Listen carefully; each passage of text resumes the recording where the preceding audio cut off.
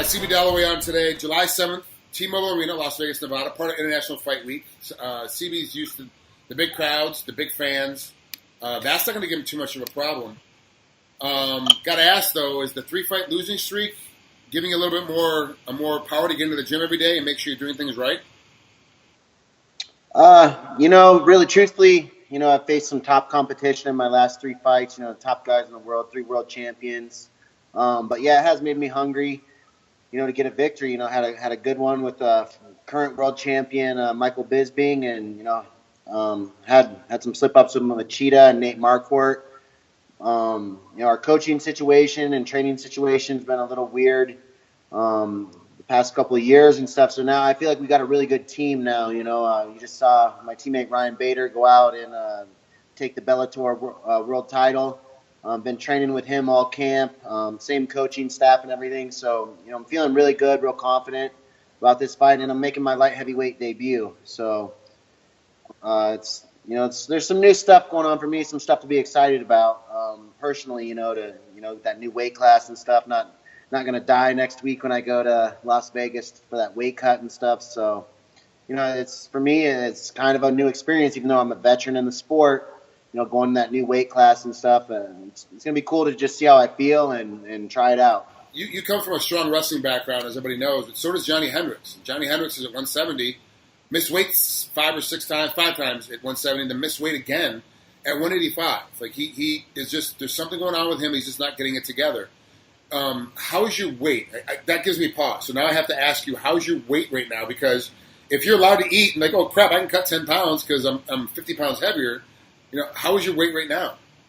I'm starting practice at 215 and weighing out around 207, 209. So, it's not even going to be an issue. It's the last thing on my mind. Where right now, when I was making middleweight, I was weighing 210 going into fight week, and that was the last 3 weeks of camp. That was just constantly on my mind, like that cut.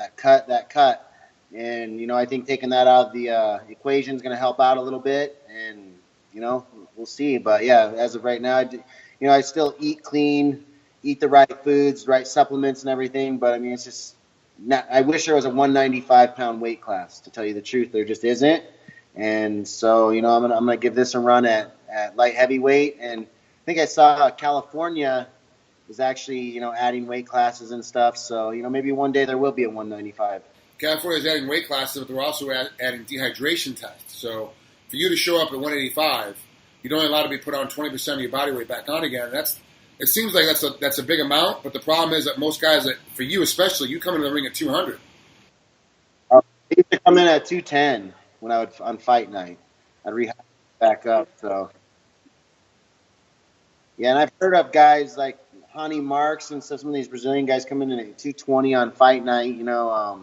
There's some big guys out there, but yeah, I think, it's not healthy, obviously. So it's for me, I just think I'm going to feel better, and I'm actually having fun again. I'm not dreading fighting. Like, I'm looking forward to the fight. The fight's the fun part, and even in college wrestling, that's kind of when I was done with college wrestling, why I was done with the sport. I was tired of cutting weight and killing myself. It's just part of the sport where it's good to see that kind of being taken out of the sport now. I got to be honest with you, against Michael Bisping, I kind of felt like the weight cut is what actually hurt you in that decision loss, is the fact that I think you would have won that fight if you had more energy going into the later rounds. You just didn't have it. Yeah. You were trying to. Your mind wanted to go. Your body just couldn't physically put it together. Yeah, I started slowing down and, towards the end of the second round and the third round for sure. So if I'd had a little more steam where now there's no question in my mind, I can go out and push hard for 3 rounds, like put the pedal down and go. So, just excited to get out there and test drive, the new car, basically. Let's talk about the coaching staff change, because I forgot. You guys had a lot of coaches in and out of there for a little bit. So explain it to the folks who don't really know what's going on. What happened in the last couple of years with the coaching staff?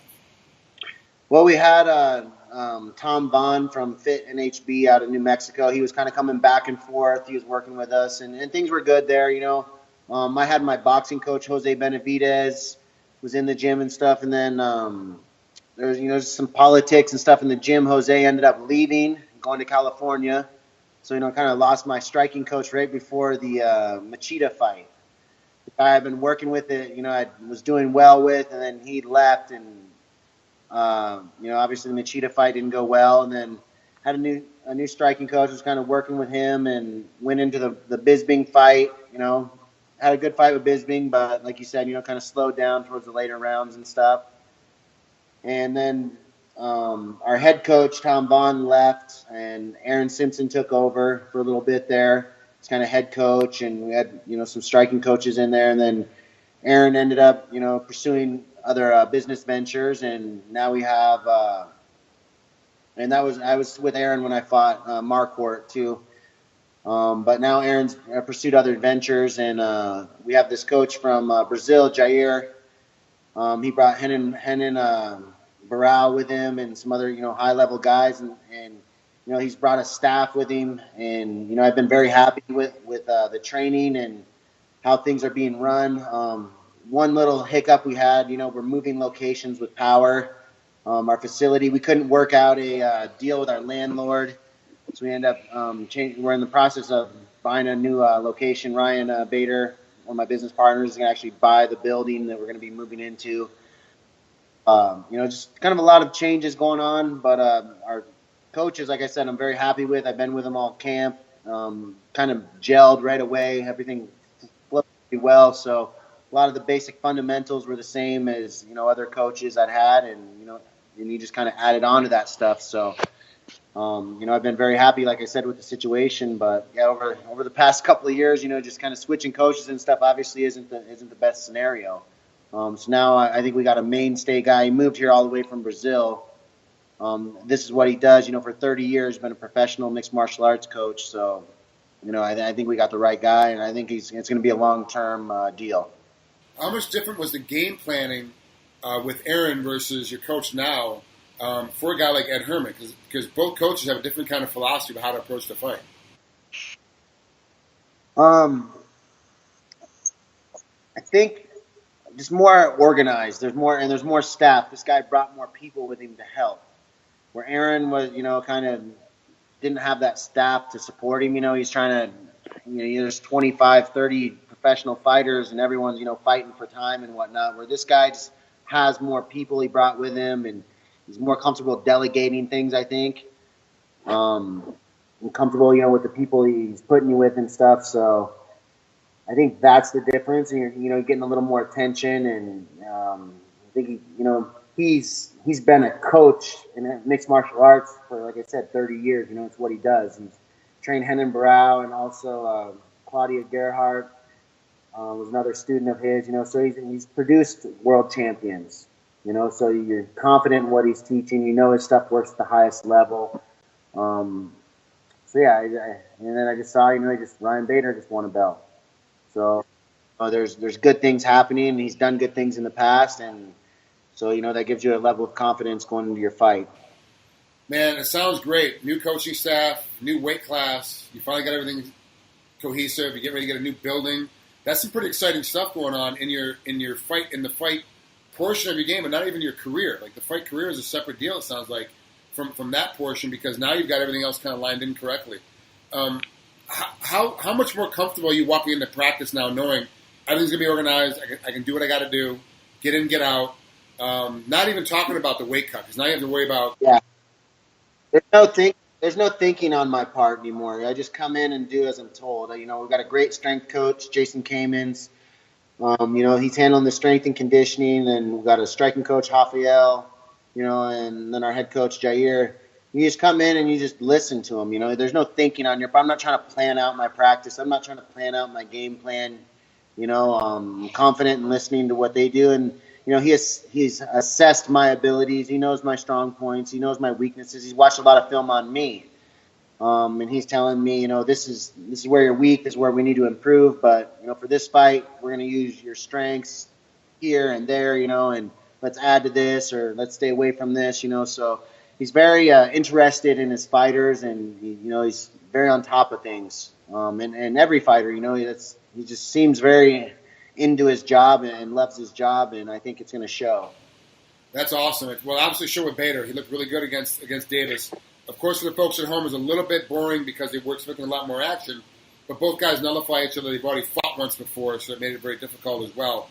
But Bader looked good. He looked really good with all things considered, and what was going up and get in front of him, and being thrown right away into a title fight. Like, he really looked good with all that pressure being put on him. And I'm hoping the same is going to look good for you too. I hope everything's going to work out right for you guys, because now it sounds like you guys have a real team put together from a coaching staff standpoint, and just got to get that building locked in, and everything else will be squared away. Yeah, I mean, and the building isn't even that important. You know, the building's nice, but we know we've had some local companies down here, like the Thoroughbred Wrestling Club, open their doors to us, let us come in there, run our practices out of there. Then there's a good strength and conditioning place right next door. They're like, you can come in here, use our stuff. You know, so people in the community opened their doors to us, made sure we had what we needed to get the job done. And, you know, like our coach said, he goes, he trained world champions out of a much, much smaller space than what we had. He goes, you don't need all the fancy bullshit to win. He goes, you know, the hard work, you got to have the right people, the right staff, and you can win. You know, it's the fancy stuff is nice, and we're going to have that. We don't have it right now, but you don't need it to win. Like you said, you know, you just come in, put the work in, listen, keep your head up, keep grinding, one foot in front of the other, and get it done. I like it. CB, thanks so much for coming on here. Have a great rest of your training camp. Enjoy the ability to be able to eat the night before the weigh-in. Yeah, I'm looking forward to it, going up there to try out the Performance Institute. You know, I did the visit at the athlete retreat, but this week I get to come there, use the cryo chambers and use the cage, all that, and then they have food and stuff there for us. You actually get to eat, like you said, you know. Every other past fight's been, you know, dying on that fight week, so you know, it's going to be a huge change for me, and I think it's going to show in the fight, and I'm real excited. I think so too. I'm glad everything got squared away, and I'm glad this is going to be a great fight for you. I really do think so. Thanks, man. Thanks for having me on, and we'll talk to you next time. Take care. Have a good night.